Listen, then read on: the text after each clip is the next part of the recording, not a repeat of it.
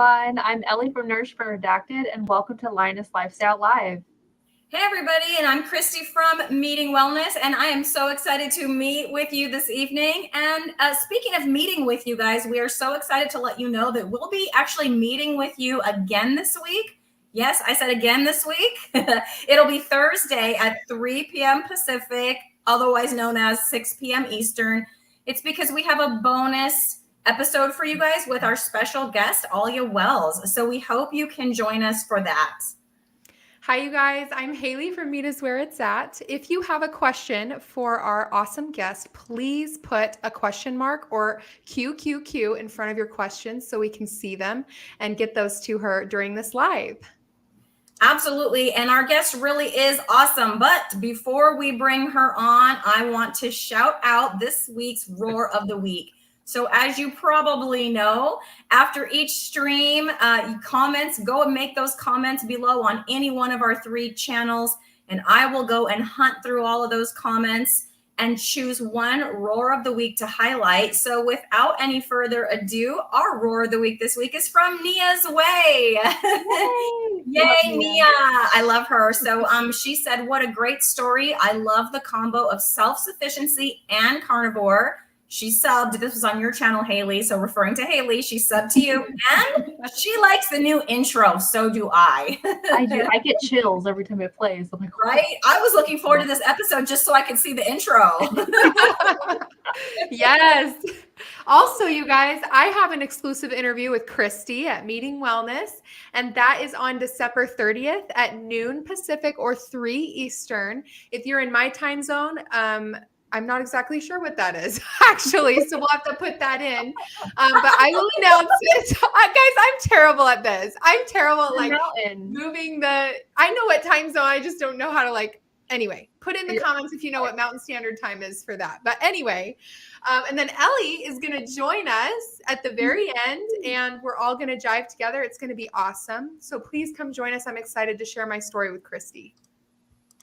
Okay, perfect. Well, now that we've said all that, glad that we got that out of the way, because now we can bring in our guest. Welcome, Becky Carnivore. Now, this is the part where Ellie usually tells our awesome guests to talk about their story, and we want to hear all about your story. But in honor of our guest today, which is, I don't have to point left or right so I can get it, which is Becky here. Look at Hayley hard one on the first try. That was awesome. Anyways, Becky is the queen of the dad joke. And so in honor of her appearance tonight, I have a dad joke for you guys. I can't wait to hear it. Go. Okay. Why did the lion eat the tightrope walker? Why? Why would that happen? Because he wanted a balanced diet. I love it. It's so bad, you guys. That's what you call a knee slapper. I love it. My kind of joke. Yes. All right, now that we're all warmed up and ready to go, Becky, we would all love to know about your health journey, where you began, and then all the juicy details until you found carnivore diet. Could you please share that with us today? Okay, well, yep. I'm Becky, the Keto-Oregonian, people. It's like ketovore and Oregonian together. I hear it so many different ways. Might need to change it. But I have actually been web chick with a Y online since 1997. So that's my Instagram handle. And I want you to know I'm not going to change that. I'm 61 years old. I'm twice divorced, the mother of 3 adult children. They were, I was born in Iowa, but I moved to Oregon in 1966. I grew up on white bread, margarine, Kool-Aid, and Captain Crunch. But I wasn't a fat kid. I had kind of a chubby spell before I hit my teens, and I was teased relentlessly by the 10-year-old boys and my brother, but I really wasn't fat as a teen. But I was definitely a sugar addict and even shoplifted for my addiction. My main red flag of this problem, that something was going wrong, was that I had absolutely irregular periods from day one. I had so many pregnancy scares as a young person. I thought, I must be pregnant. No, it was just, I just realized I had this weird cycle. But I didn't tie that, the hormone imbalance and stuff, to also the cycle of rage and depression that started as a young woman. My first marriage to my high school boyfriend was just a roller coaster of outbursts and drama, alcohol and debauchery. I mean, I was out, but I was so relieved because he was so abusive when he flew away. He was in the Air Force and he flew away to South Korea on an unaccompanied tour, and I got to go back home to Oregon. And I mean, that was a pretty nice time in my life to be away from him. In that era of my life, this was the early 80s. I really got into aerobic dance and jogging, leggings and everything. I was hardly eating though, and I was partying way too much. But that's when I met my second husband. So my new husband and I, we started over in Portland, and I went to see a new doctor up there. I think I weighed about 125 pounds at the time, but I totally had body dysmorphia. I thought I was huge, right?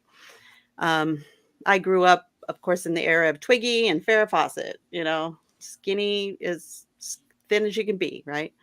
So, but anyway, the chart was happened to be left in the exam room when I was at the doctor's office. And yes, girls, they were paper back then. They weren't on a computer. And it said I was obese. Like she had written the word obese was in my chart. And like I was maybe 10 pounds above what I'm 5'2". So I was like, I mean, I had been down to 115 and people thought I was gaunt. They were saying, you've lost too much weight at that, So I was trying not to be worried about having gained this extra weight back. And then this doctor was telling me, she didn't tell me that, but, I saw that that's what they saw. And so I thought I started actually really worrying about it, but I also knew there really wasn't any hope for me because I would eat a whole package of oatmeal cookies, the soft ones with the raspberry jam, on the way to work. And I would go to McDonald's for lunch every day, and we maybe had hamburger helper for dinner. I hated planning meals and cooking. I didn't care about my health. The only thing that saved me was that I lived in a city at the time and I had to walk a lot. So we had our first child in 1989, but it took me a year to get pregnant because of my irregular periods. But I found out I was pregnant with our daughter when he was just 8 months old. So there was something that happened, like right after breastfeeding and then, that kind of stable hormone period. And I mean, I just didn't think I would get pregnant, because of everything in the past. But after that pregnancy, my health just fell apart. I gained weight very rapidly and I was totally miserable. All I wanted was cookies or fries. In 1992, though, my gynecologist finally diagnosed me with PCOS, right? But because I'd been able to get pregnant and I didn't want to have another child, I wasn't too concerned about it, and neither was the doctor. Just put you on birth control pills and, you're fine. When I wasn't on the pill, I would get migraines every time my period started, but that was only every 4 to 5 months. So being on the pill helped, right? But by 1996, we had the internet and I started doing some research on what PCOS was. And even back then it was connected to metabolic syndrome. They were calling it that. And that it just absolutely described me to a T. It wasn't just the irregular cycles. They were talking about insulin back then, insulin resistance, hyperinsulinemia. And the treatment was as it is really now. I mean, I don't know if it is now because the way the medical community is, but back then the treatment they were saying was a low carb diet and metformin because it was a precursor to type 2 diabetes, right? So I found Atkins. I found the book Protein Power by Michael and Mary Dan Eads. There was a book by a woman named Dana Carpenter called How I Gave Up My Low-Fat Diet and Lost 40 Pounds. She actually has a bunch of cookbooks out there. I highly recommend them if you're low carb, not, carnivore. But she was the queen of the cookbook back then, like Maria Emmerich is now, I think. Anyway, I tried. I really tried and absolutely understood the science and what was needed, but it was the late 90s and early 2000s, and there was no support, for this lifestyle. I'd already gotten my kids into kind of the carb cycle, and I just couldn't. I failed over and over. Does anybody know Fly Lady? She's the home organizer, right? Me, I love her. Yeah, me too. She had a low carb menu plan, and I used it. Really? Yes. I And didn't know I was into low carb back then.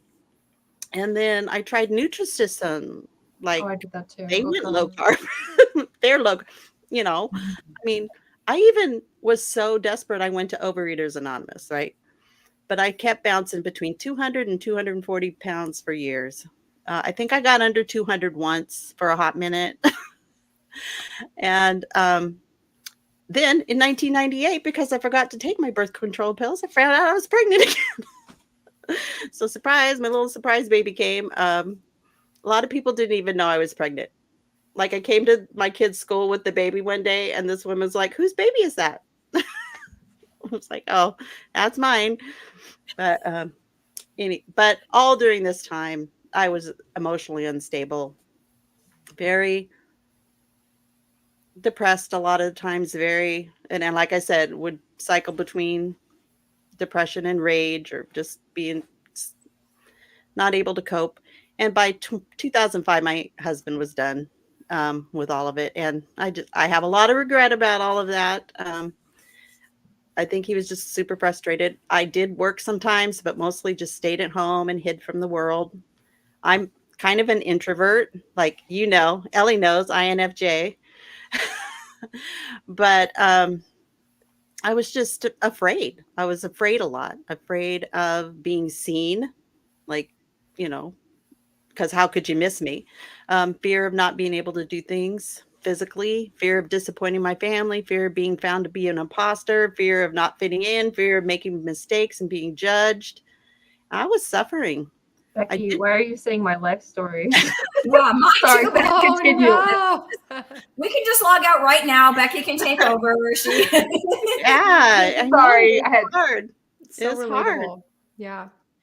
I did finally get on antidepressants, but no one ever talked about diet remedies, then, and it was too little too late for my husband. He pulled away and moved on. But I just felt left behind and unable to keep up in the world, in life.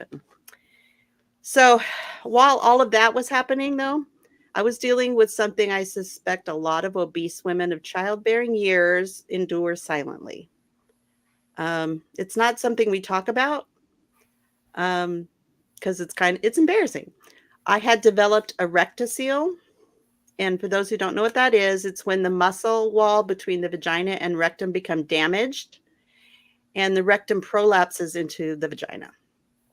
So it starts because there's some kind of damage, usually childbirth, but I am firmly convinced that, it was just the constant intrusion of bulky, fibrous, plant-based foods, all the cookies, cake, candy, fries, burger buns, chips, pizza, rice, pasta, veggies, everything, right? Just constantly stretching it beyond what it's meant to be, to hold. So, and when the rectum's not aligned properly, then you get all sorts of issues. Constipation, it feels like constipation, but then you'll get unexpected bowel movements. It was there were historically ways women dealt with it, using something called a pessary, but my doctor was like, no, we're just gonna have some surgery. So had a 7-hour surgery in 2008. Oh, because my uterus started to prolapse too. And this was all while I was still very obese. So I had my uterus and my ovaries removed. The colorectal surgeon fixed the rectocele. My urologist put my bladder back where it was supposed to go. So 3 surgeons, 7 hours. But after I recovered, my husband filed for divorce, and I went into immediate menopause. That was horrible night sweats. I mean, you're just soaked, and I opted not to go on hormone replacement therapy, but the best part was I didn't have migraines anymore. So oh, I'm sorry. What was your age when you went into the menopause? I was 45. Okay. Yeah, that's pretty early. Yeah. right? So, um, so there I was, divorced, feeling horrible, but I had to sell my house, get a job, raise our youngest alone. My older two kind of graduated pretty soon after that. Um, and in the ensuing years, I was diagnosed with type 2 diabetes, reverse psoriasis, high cholesterol, high blood pressure, low vitamin D, anxiety, depression. I was on all the medications for all those things, 3 meds for the high blood pressure. And still somewhat cycling between the bouts of depression. And, I had to kind of just cope. But, weekends I slept a lot. I felt so bad for my son. He I've talked to him about it lately. He felt hugely responsible as a little boy for his mom, which he shouldn't have had to. So, but anyway, by 2018, I'd had enough. I started attending a great church, and I was just sort of feeling convicted about not getting this in order. And I remembered low carb, right? So I had actually even heard about Carnivore back in 2010 or 2011 because of Kelly Hogan and the Zeroing In on Health group. But when I went online, the first group I found was Keto Connect, which was Matt and Mega website. And then there was Dr. Berg, Dr. Westman, then Dr. Barry and Nisha, So I started keto and did that sort of inconsistently for 4 years. I was walking some, lost 80 pounds very slowly, like maybe 20 pounds a year. And then I saw Kelly Hogan. I saw her start her YouTube channel. I was all over that. And I joined Steak and Butter Gang and really enjoyed Danny Conway when she was back there. But like I said, I was so inconsistent. I kind of think of myself as doing like what Two Crazy Ketos kind of keto, sort of incorporating some of the treats, but, being mostly meat-based. And so by last year, I was feeling really good. The number on the scale didn't really connect to the body recomposition I felt I was getting. I felt like I was smaller because I was like a size 16, but I know how much I would have weighed to wear a size 16 back in the 80s, right? Like it was 30 pounds less, right? So you know how it messes with your head. But my doctor took the diabetes off my chart. She still wanted me to go on a statin. We kind of argued about it, so I fired her. My blood pressure was controlled on the meds, so I stayed on them. But I kind of had to wean off of them recently because of not having a doctor. So to get my prescriptions refilled. So I'm still finding that if I don't drink enough water, my blood pressure goes up. So trying to stay hydrated. But as some of you know who followed me, you know that back after all of this was going on, after losing all the weight, I had a weird kind of convergence of things that happened. People started, mostly men, started commenting on my weight loss. It kind of made me nervous.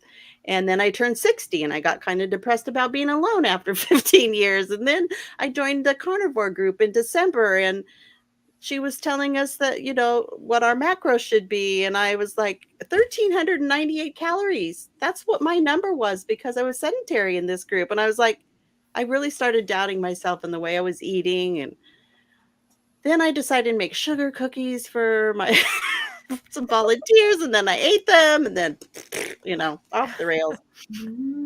Oh, Been there. yeah. The So yo-yo dieting.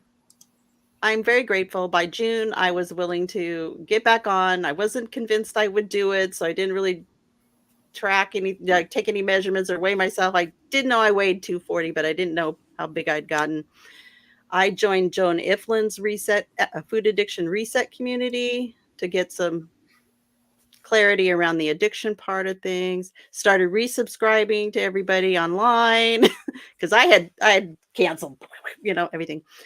And then I found all of you people out here doing your YouTube channels. I mean, it was an explosion within that like 6 or 7 months of new channels sharing their stories. So I decided to hop on and share my story too, mostly because I wanted to stay accountable. Like if I have to, I don't want to let anybody down. No, I'm still out here doing it. So anyway, I do say I'm ketovore like Nisha because I do eat some pickles, lettuce, keto chow and all the weird things that most carnivores don't eat. But this is the reason why is I absolutely believe that some people are moderators and some people are abstainers. But I also believe that some people can moderate certain things and not others. Like, I can't moderate popcorn, but I can moderate pickles. I don't Sure. overindulge on pickles. So, and I also, kind of, after 5 years of doing this now, I kind of know what my limits and triggers are. But I also have this sense that I don't want to live in a world without sweet taste. So I know that, but I know it triggers some people. So for myself, I don't want anybody to have a bad inflammatory response by following me. Don't do what I do if it doesn't work for you. But I'm sort of kind of on this kick right now, thinking about harm reduction. So I would rather eat some sugar-free keto chow fudge than all the things at the potluck, So that's kind of where I'm at. I know the things that spike my insulin and the things that don't. One of the things I realized really early on in my keto journey was that my anxiety was absolutely tied to blood sugar. So I learned that I wasn't having a response to something outside of myself, like like I'm not anxious because I have to go to work. I'm anxious because I ate something yesterday that caused the cortisol to spike up and make me jump right out of bed in the morning and with my heart pounding. It's not for me. So once I got the keto under the diet under control, that went away pretty quickly. Let's see. And yes, and now I can come to things like this because I don't have anxiety about social situations anymore. So anyway, I rebooted in June. I've lost 28 pounds since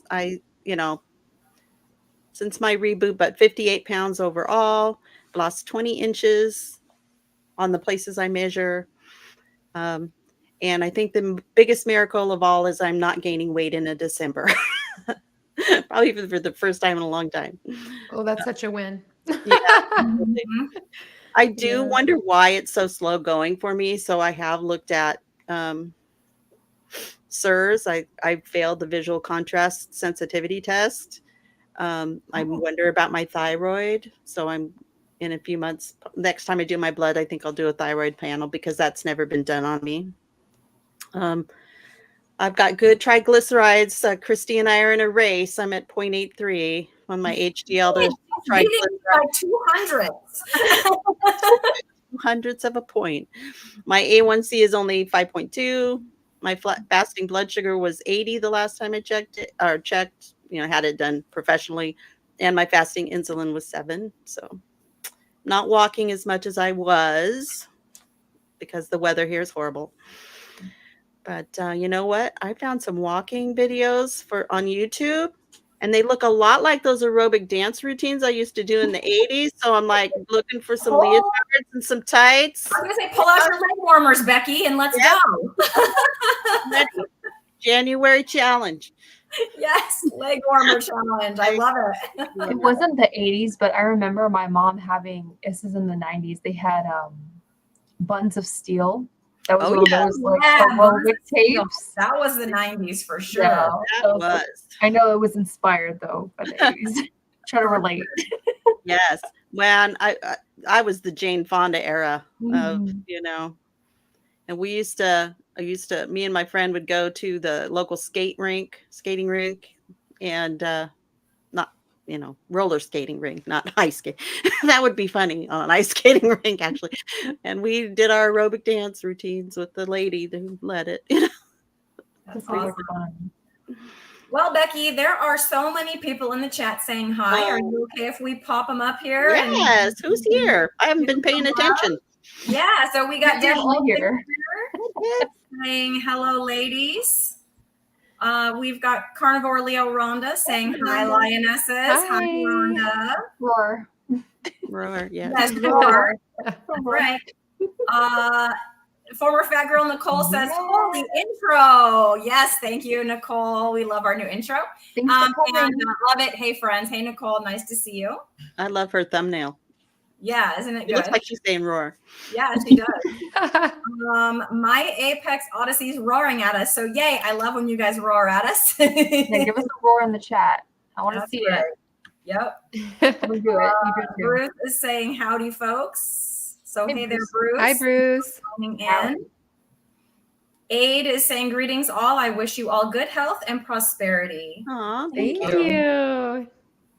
And then she had to tell her dad joke. So 7 days without beef makes 1 week.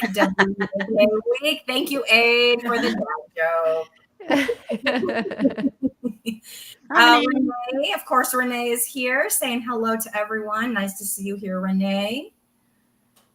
And then Nicole chiming in again. First time hanging in Hayley chat and meeting her. The background, Hayley. We love having Hayley here. We're so glad to be able to join us. And then Whitney popped in saying, hello, carnivore ladies. And that includes keto Oregonians. Don't change it. I know it's people talk about it because no one can pronounce it. And I think it's awesome. I love it. I love it. Hey, I pronounced it correct the first time, so I'm good. You did great. I see you. Yeah. Yeah, once you I get it. just can't read. The poor British people, though. Oh, they can't. They don't know Oregon, I don't think. They don't know Oregonian, and that's Yeah, why. Oregonian. Yes. Because we make it hard. It's Oregon, but Oregonian. Yeah. Right. I think it's a creative name. I like it. Michael saying good evening, ladies. He's so kind on my YouTube channel. That's You're smart. awesome. So hello, Michael. And then Desanya, hi, David, saying hello to the peeps. And told you there was a lot of them. Carnivorous Grandma's here. So hi, Robin. So roar. And Nicole was saying, we're so glad you created your channel, Becky. Yes, I was in there just today. I saw you in there. Yeah, I know you did. You're right back. I'm like, oh, she's in here with me. Let's go. Nothing to do at work today. Awesome. I'm not working. That's why I'm on everyone's why. channel. I took 3 weeks off. I'm going to be like stalking everybody now. So then to your point about popcorn, we had a couple people. So Robin says that she can't moderate popcorn, and Bruce says that he can't moderate popcorn. Anything that is hand to just M&Ms, you know. That's Skittles, my husband. Any of that. Any of that chips. Yeah, Yes. anything like that. Yeah. Absolutely. And then you were talking about your recent progress. And so we had some love sent your way from Arlene and from Robin saying, go, Becky. And I think I got to the end of the starred one. So we have a question for you, Becky. So Nicole is asking, thank you for sharing your story, Becky. It resonates so much with my journey, and I know it will with so many others as well. Nicole, was there a question there? No question. She just wanted her face She to be up there. wanted me to pay attention to her. Nicole, You detention. want to say stuff like that? You give Cristie a super chat. Come on.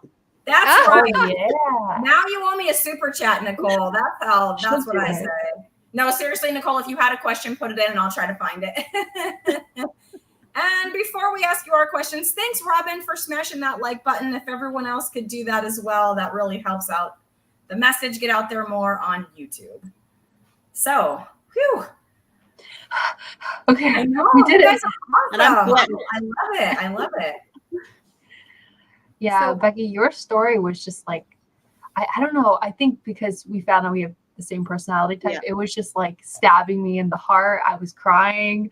I was like typing away. I've You've cried a been through lot so over my much. story. Believe me. Oh, Yeah, I've cried over mine too. It just feels good to know that we're finally on the right track, and that all those past pains can now compound into a beautiful future. So yeah, I love hearing your absolutely. story. I love embracing my new life. And yeah, there's so much regret, but my children see the difference. They've acknowledged the difference. They're very happy for me. Um, Do you so feel yeah, I like mean, that all of those, traumatic situations like the divorce and the way that you felt about parenting your son and things like that, do you feel like a lot of that stemmed from a deficiency in nutrients? I Like that your absolutely, diet was affecting that? absolutely do. Like, if only, I could Yeah. have. I there was a time. Okay, so we moved from a town on the Oregon coast to Eugene in the year 2000. But prior to moving, we had to come up here and find a house, right? So we came up and spent the night, and we went to the IHOP next door to the hotel, and we had breakfast. And I never was an orange juice drinker, but at that breakfast, I had probably waffles and potatoes and whatever and orange juice. And I ended up like, I might as well have been drunk. I couldn't cope. I was like this in the car, like trying to stay awake. Like, so you can't tell me it's not a horrible impact on your brain and your body. Right. And I tell you, the main thing I got out of Joan Iflin's group, who she's an expert on food addiction, processed food addiction, is it's not our fault. We were duped. We were lied to. We were fed an entire bill of goods about what healthy eating is, and it's absolutely positively incorrect. And we have not just one generation, because not just two, not even just three. I believe my grandmother, my dad's mom, who was also obese, even in the 40s, 1940s, I believe she was using processed foods and Crisco, Right. and she paid a price too. So it's gone on way too long. So Yeah. go I grassroots think effort. yeah, that's true. Yeah, I think it's just, I know it can trigger some people when we draw a parallel between the addiction of like alcohol or drugs or anything really to food addiction, because you Hmm. could maybe label it as like, well, that's more extreme. But in my opinion, food addiction is more extreme because we have to eat every day. And so, and like you were saying, it isn't our fault. And if it does, which it does go back generations. So your grandma had your mom, and she, in her creation of your mother in her womb, obviously wasn't optimal, right? We know that Right. Right. that it starts in the womb and it starts as we go, and our brain development and all of those things. And so it's like Good. all these layers. Like, it's not our fault that our genetics aren't optimal because our parents didn't know what they knew, and all that stuff. And it is easy, in my opinion, to get a little bit upset or angry Yeah. sometimes, like, Yeah. especially for you, having gone through so much in your life. Like, it is hard maybe to not get angry or upset. Can you speak to that? Do you feel that way, or do you kind of cope differently or approach that side of things differently? Well, I don't think I hold anybody else responsible in because I believe that God himself showed me how to eat in the 90s. Like, you need low carb is the way. And because I didn't, yeah, I believe it was handed to me on a silver platter, and I did not take advantage of it. But the lack of cultural support, which is it makes it very hard, and that's why I am such a proponent of what we are all doing right now. And I say this: keep that messaging about carnivore or ketovore, whatever you're doing, in front of you, because that's where you're getting your support, that this way of eating, this is correct. This is the proper human diet. This is the way we're designed to eat. This is what's best for our gut and our brain and our bodies. Eating meat builds your muscles. I mean, wow, have we been lied to?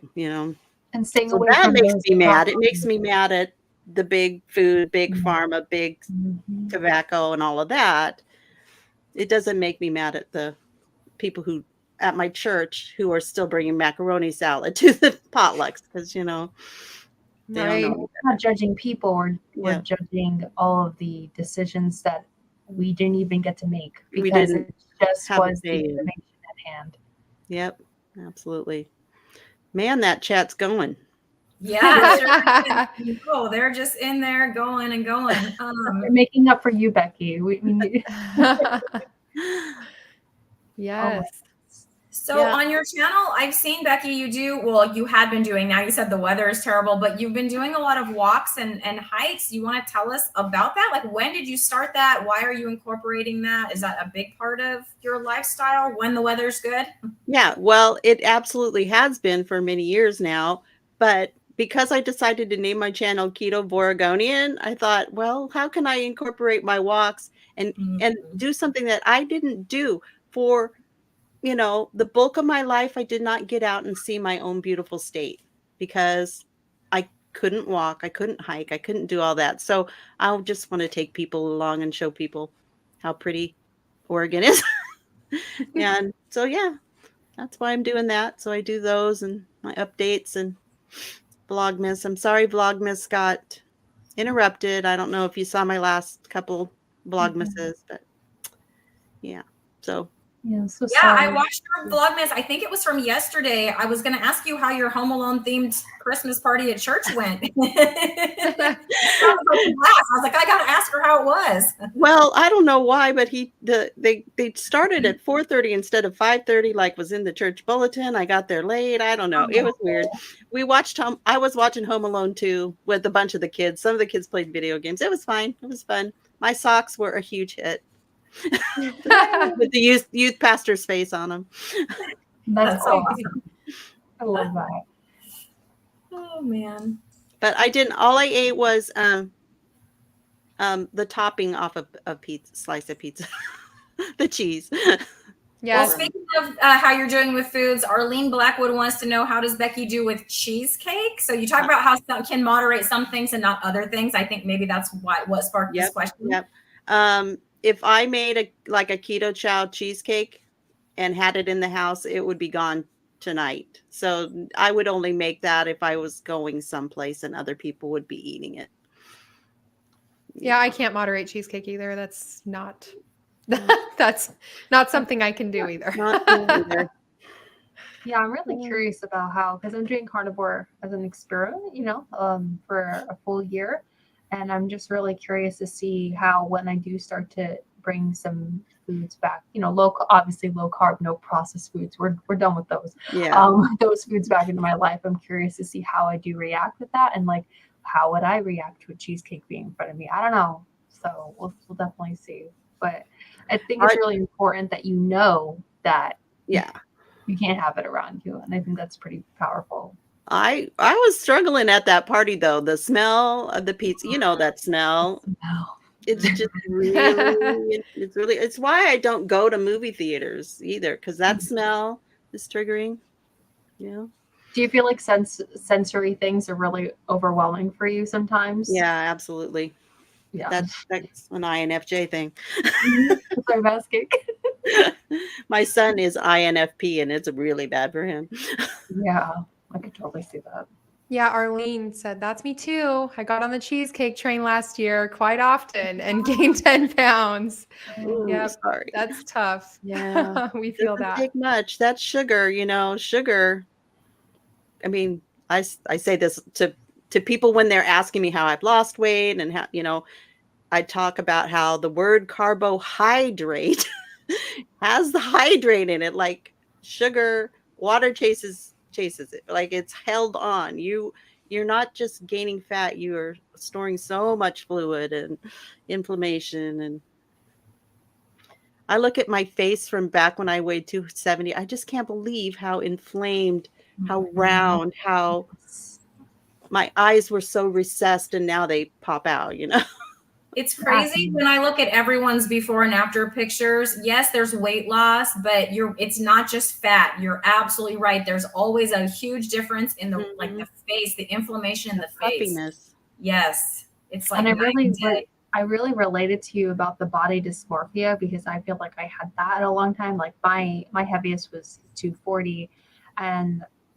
Cristie, I think you've all seen it at this point, but because I share it a lot, but just like my before and after picture, or before and current pictures. Mhm. And I just can't recognize who I was back then and why I thought that I was thinner than I actually was. Like I was in denial. Like I knew I was overweight, but I was in denial of it. Yeah. And it's just I look at when I was younger and go, why did I think I looked like I did at 270?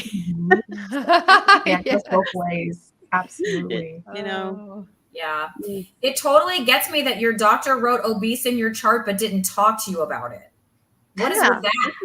This was Like, I don't know if that's a question, but I'm 1987. like, why? Because they think they're the authority and they just hold all the, like, I don't understand that. If they're going to write it in there, then they should at least have a discussion with you. Yeah, I don't remember her saying anything about it. I just happened to see it there. Mhm. That's almost worse. And now it's like, Instead of them just bringing it up, like, oh, I just saw that, but she's not going to tell me, like, as a professional. I don't know. That's bizarre. Yeah. but in the recent years, when you go in, here's your sheet of plant-based diet. They don't really talk to you. They just give you, Right. And I'm not saying that your doctor's advice would have been good advice, but I'm just saying that's a whole other level. Just Right. writing in there secretly, like they're, keeping information from you or something. Has your doctor are you seeing a doctor? And No. you're not? Okay, so you haven't that. gotten feedback from one. So last year, I went in weighing 80 pounds less than I had weighed at my highest. No comment about that. My blood pressure's well controlled. My A1C's absolutely normal. Yes, the previous doctor wouldn't take the diabetes off my chart, but this one did. But oh boy, she said, I really want you to be on a statin. And I'm like, I know my LDL is high, but but can you tell me what kind of LDL? Is it the big fluffy ones or the small sticky ones? And she just said, after we talked about it a little, she's like, well, I just can't help somebody who wants to just take their health into their own hands. I'm like, aren't we supposed to be partners? That? Yes. I'm like, can't we work? I'm just like, I'm dead. Yeah. So I decided to take my health into my own hands. I used Own Your Labs this year. Nice. Yeah. So I have a question for you. You've mentioned like a few medications. Can we just get a rundown on those? Like what medications were you taking? Okay. Are you taking? How's that going? I'm not taking anything right now, though I probably should be for my blood pressure. I was on metformin. I switched between Lexapro and Paxil. I was on a statin, atorvastatin. 3 different medications for high blood pressure. Like one was a diuretic. I can't even remember the names of them. Sorry. I took a baby aspirin because I was told to. I had a cortisone ointment for the inverse psoriasis that I had. And inverse psoriasis is a little different than the plaque psoriasis. It causes shiny red skin in skin folds. Mm-hmm. But that's gone away. So I don't take anything for that. I don't have dandruff anymore either. So I don't have to use dandruff shampoo. I was on 25,000 IUs of vitamin D at one point. So that's a lot. You sound like me. Were you living in your house? You didn't leave your house, right? I didn't leave my house, but now I do. I don't know what my vitamin D is right now, but I take a supplement. And I really am worried about my thyroid. So I'm taking thyroid supplement right now. But that's about it. Okay. Wow. Well, that's great. Yeah. We have a few questions here. So Dasanya wants to know if any of us have made definite plans for attending the Hack Your Health conference in Austin, Texas at the end of May 2024. David, I believe Lindy is going to that. I don't know if Lindy's still here. Lindy and Todd are going. Yep. Anyone else? I'm You'll have thinking to about wait it. and see. We'll see. Thinking about it.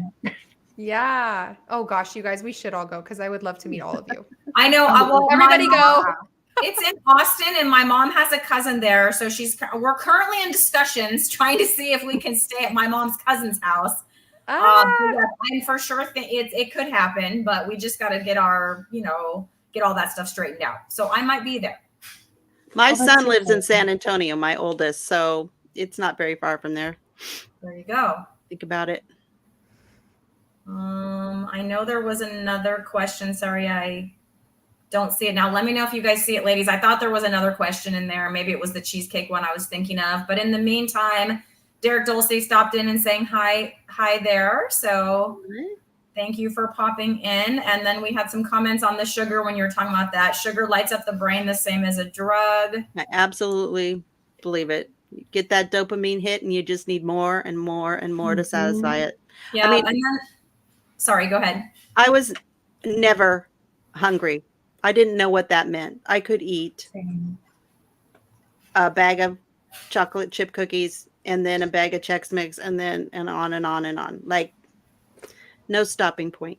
Yeah, that stuff never gave me an off switch either. Like I could eat a whole bag of Doritos and then be like, okay, what's next? Until you actually get that, you know, it was never up here in your mouth. Yeah. Mm-hmm. Yeah. Yeah, there's mouth hungry and then there's stomach hungry. That's what I used to say. I'm like, I was always ready for more. Yeah. I get hungry after the stress of bedtime, like putting my kids to bed. Oh, yeah. I'm like, Garrett, I'm snacky. He's like, no, drink some water. Yeah. Quick. Yeah.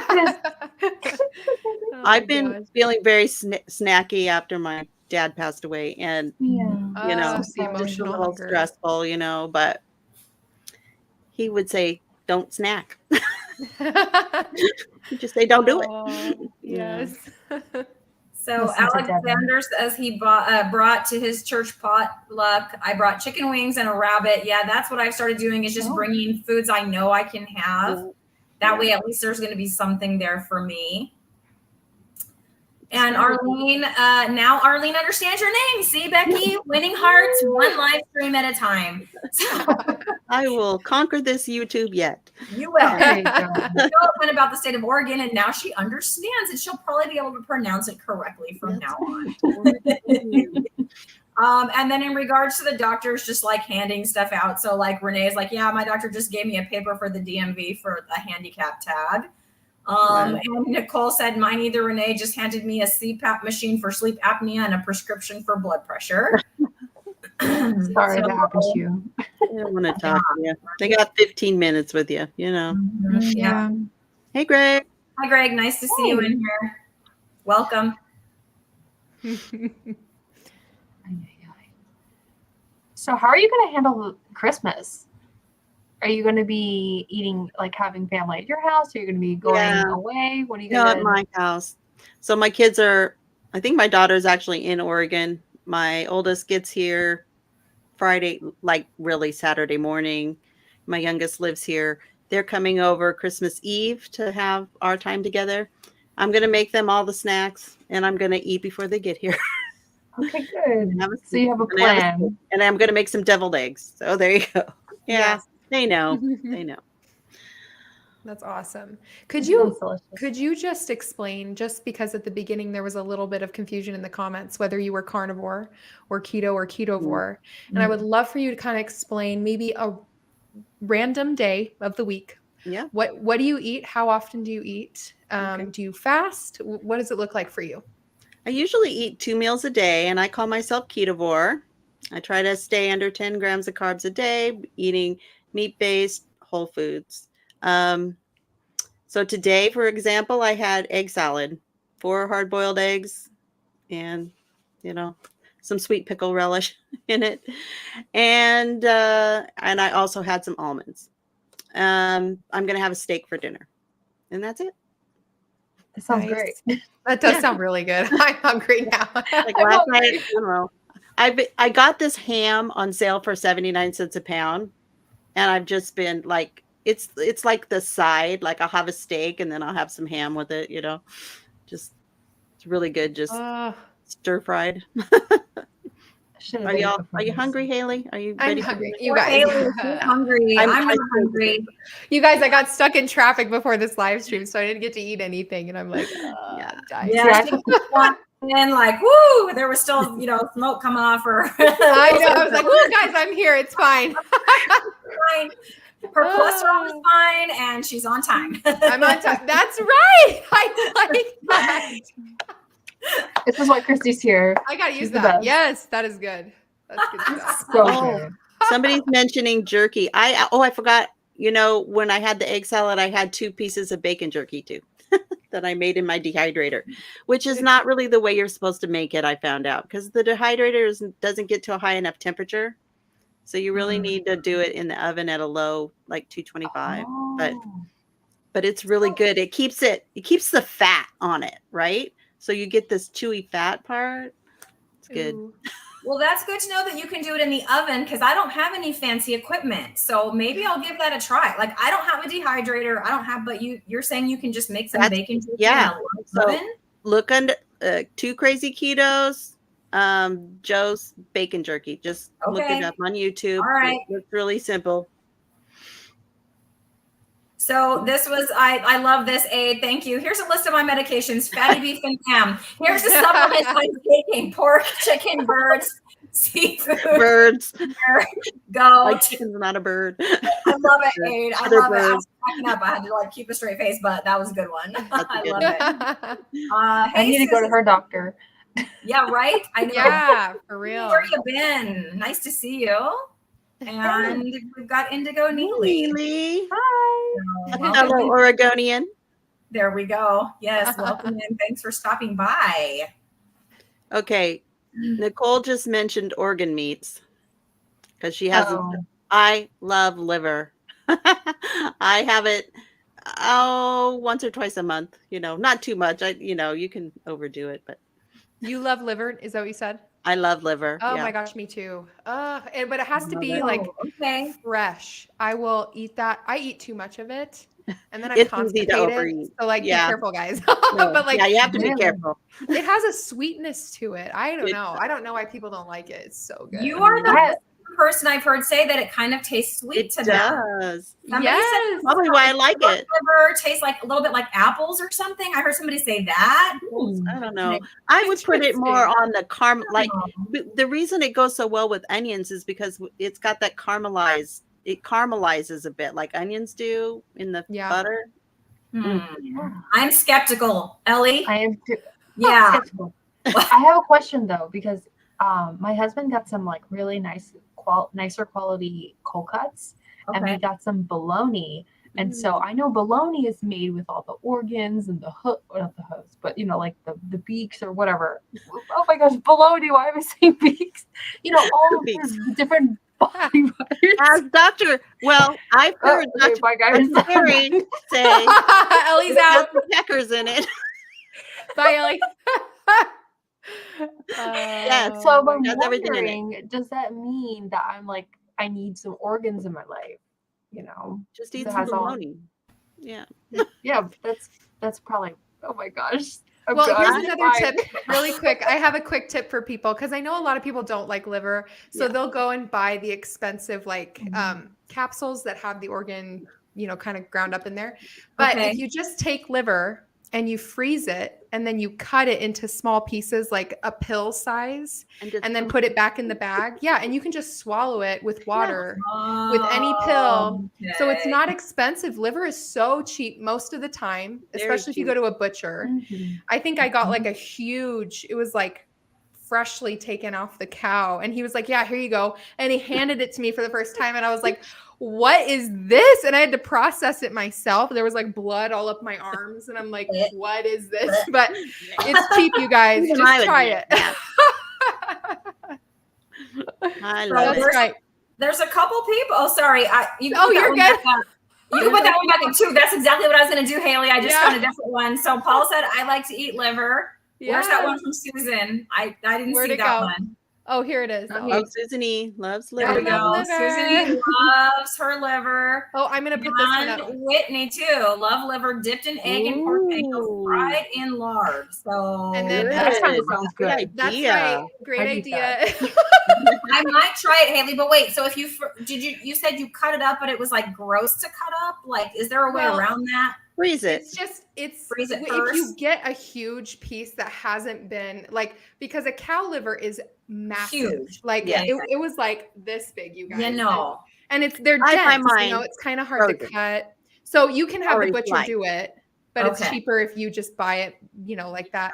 But I will probably never do that again because it was all over the counter. We have like white quartz countertops, and I was like, is this gonna stain? I was like scrubbing it off. So anyway, like an episode of Dexter. It was so, Yeah. that's literally what I told my husband. I'm like, what is happening?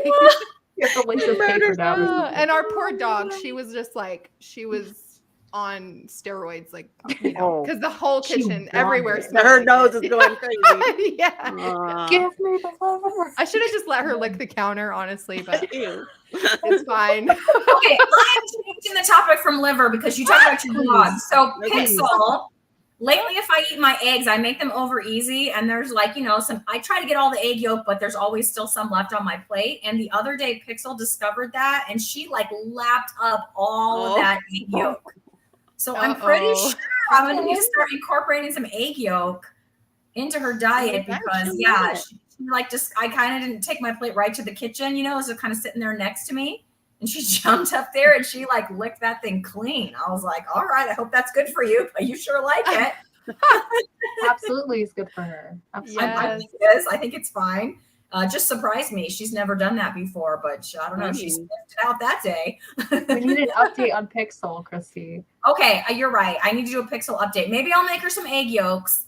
Can cats eat them raw, or do I need to like cook them a little I bit? know dogs can. I don't know about cats. Let me know. Anyone have a cat? Do we know? Can they eat raw egg yolk, or do I need to cook it a little Birds bit? and rats. Raw. But cats can't make fire, so when would they have ever cooked them? They never would have. I Can you wonder imagine that the cat? all the time. Okay. Rub their paws together. Speaking of cavemen, okay, this was my thought today. You're supposed to drink all this water, right? I'm trying to drink more water instead of Diet Coke, right? Good. And like the caveman did not have his 40-ounce Stanley cup to carry around. Come on, he Hold did. on. Becky? Seriously? You haven't seen that in the cave art next to the They had to be opportunistic about their water drinking. I mean, Well, maybe when it just rained in some areas, Yeah. and like You at the just had same to- time, you get water out of the meat that you eat, especially if you eat it raw, like they probably did a lot of the time. And so, but I've actually heard lately that from Dr. Chafee, I think is who it was. He said like, yeah, you don't need to drink a lot of water. In fact, don't drink water near your meal times because then you're not going to eat enough of the protein and fat that you need. And so that's something that I was like, oh, good, because I'm terrible at drinking water. Like I'm good. It's good. this is where we're learning how to balance things, right? Because I Yeah. need to learn how to have enough water. Because when I don't drink enough, then I actually retain fluid and my blood pressure goes up. So I'm trying to figure out how to naturally reduce my blood pressure. I think the exercise helps more than anything, but I got to get my walking shoes on. Hey, Yes. Cristie, Yeah. I think it's time for something random. Oh, yes. Ooh. How random is this? It's pretty darn random. Okay. It's exciting though. My favorite. Yes. So I've got a wheel here, and it is the meaty question wheel. And I have now lost the stream. So hold on. Let me. Oh my gosh, you guys! I didn't have it like as ready as I usually do. Like it was ready. Okay, I see the problem. We're just chilling. We're chilling. Just give me a second. All right. I'm catching up on comments here. Yes. On the comments, have- let me get this ready. We have one here. We've got Sweet Robin. Whoops, hold on. That's not it. Where was it? It's up here. Someone said my dogs are full carnivore now. And then we've got, I know someone who feeds their cat raw egg yolks. So Okay. there's an answer for that in case anybody's wondering. I'm gonna maybe give it a try. And then real quick here, we got one. Chafee said, don't drink 2 hours on either side of your meal. So someone else is verifying that. Weird. Interesting. Yeah. Okay, I have the wheel, you guys. Sorry about that. I usually have it set up in full screen and I didn't, but it's ready now. So here it is. So as you can see, Becky, it is, we got like 8 questions on there and you don't know which one you're going to get. And I see that. Every week I change them. So you Okay. just don't know. All right, we're going to spin this meaty wheel and hunt down a question for you.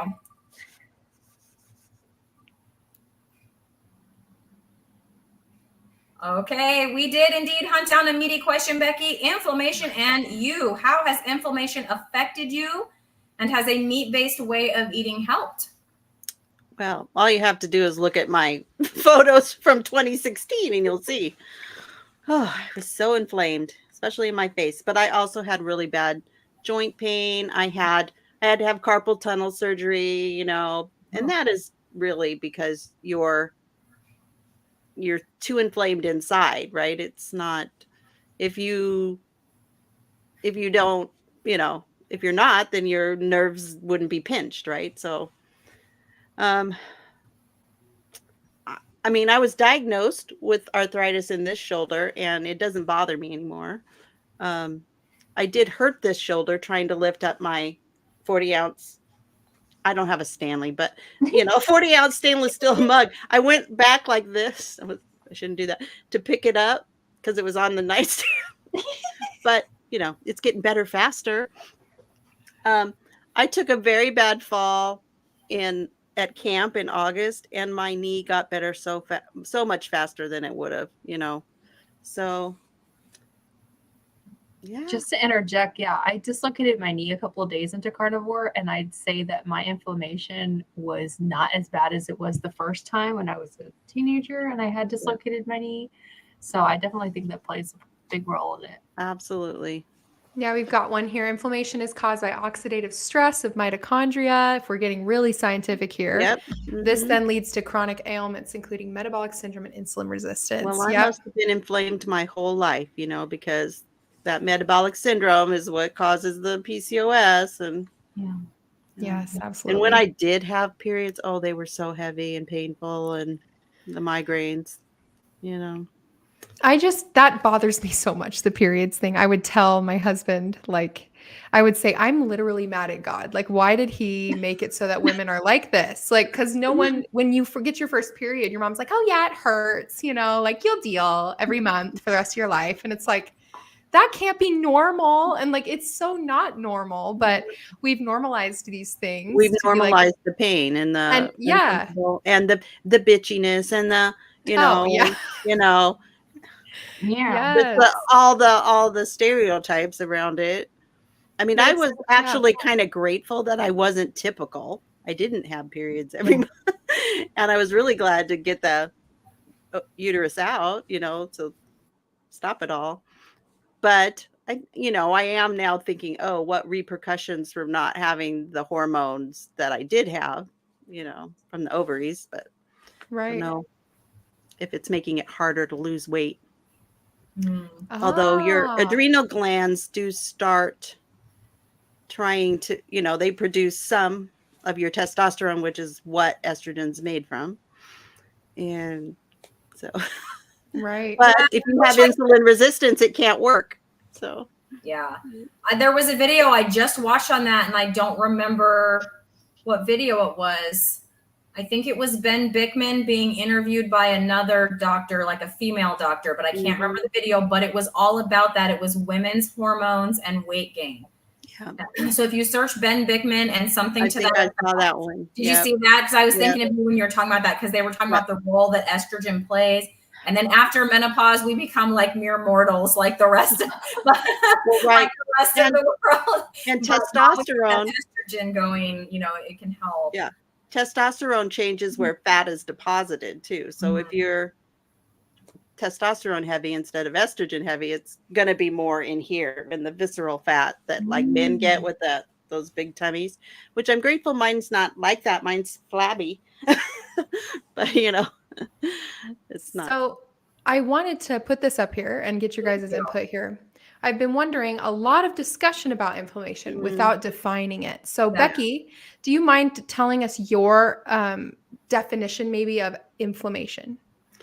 Yeah, that is a good question. Well, okay.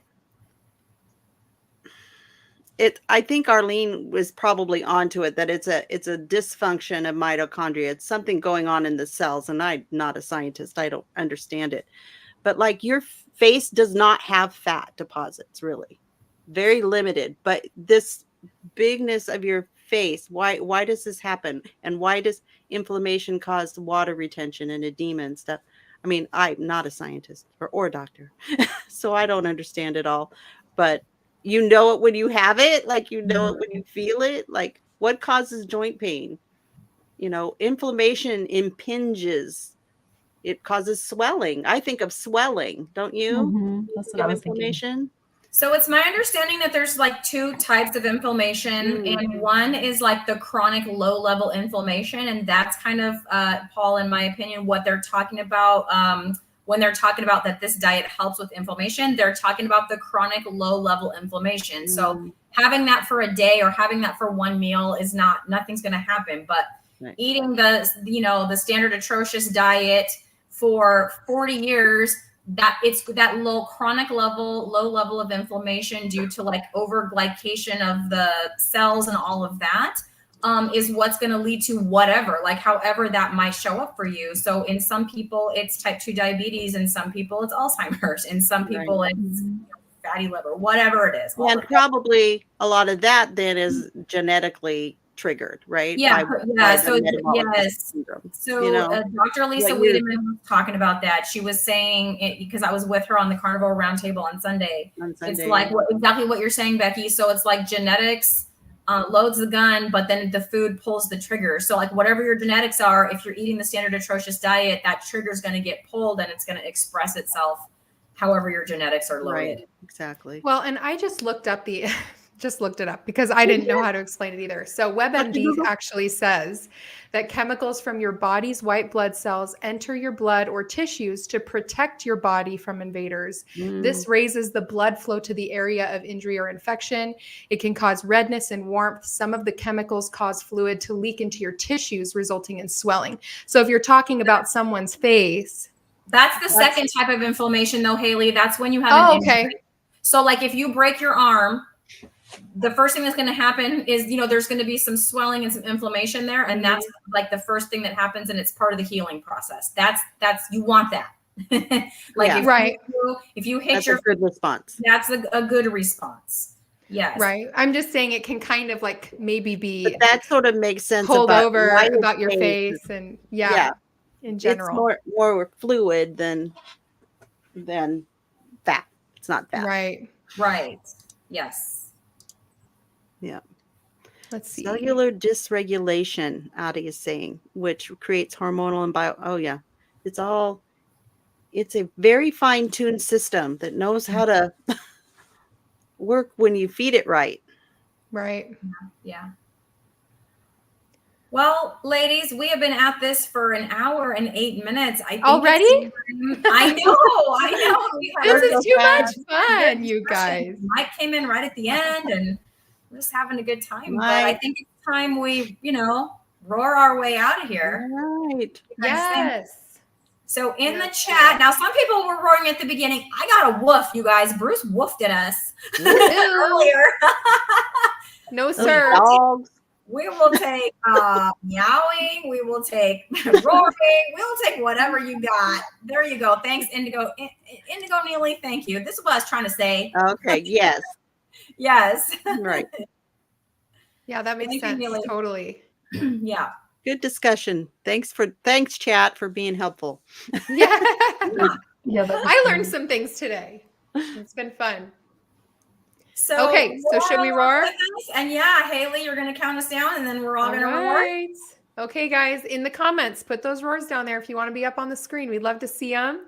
Okay, ready? 3, 2, 1. We did it. Mike stuff. The Carnivore Hive mind knows stuff. Yes, they do. Oh, Erin. Hi, Erin. Yes, One put there. up those roars. She whooped at us too. Okay, Erin, I see how you're going to be. And her dogs. We love you, Erin. We'll see you on the 26th right here. Yes. Well, we got a lot today. Go, guys. Woo. Awesome. Raw. Meow. I like it. Meow. I like it. Beautiful. Susan, roar. Raw. That's a good one. Raw liver. Where's our lions? Yeah, we got some. Good job, you guys. Yes, good job. Oh, Ellie. I contributed. You You had to did. roar twice. I love it. That's 2 roars from Ellie. She's feeling good. All right, you guys, it's been great. We will see you all. Actually, the extra episode on Thursday, right? At 3 Pacific or 6 Eastern. We have an excellent guest for you guys. So tune in. Otherwise, we'll see you next Tuesday. Bye, everybody. Bye.